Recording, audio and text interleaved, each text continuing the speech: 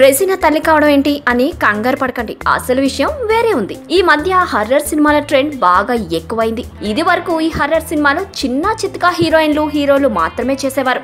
కానీ ఇప్పుడు మంచి గుర్తింపు ఉన్న హీరోయిన్లు కూడా ఇటువైపు చూస్తున్నారు. ఈ జాబితాలోని ఇప్పుడు రెజినా చేరిపోయింది. తమిళ దర్శకుడు ఎస్.జె. సూర్య ప్రధాన పాత్రలో నేంజా మరప్పదిల్లై అనే సినిమా తెరకెక్కుతోంది. ఈ సినిమాలో రెజినా కీలక పాత్ర పోషిస్తోంది.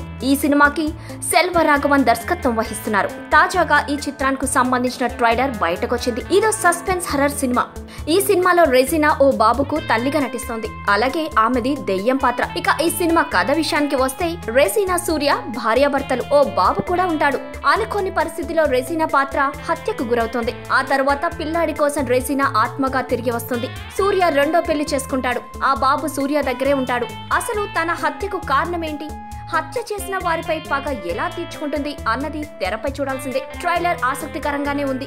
సూర్య రెజినా ఉండడంతో ఈ చిత్రాన్ని తెలుగులో కూడా విడుదల చేయడానికి సన్నాహాలు చేస్తున్నారు.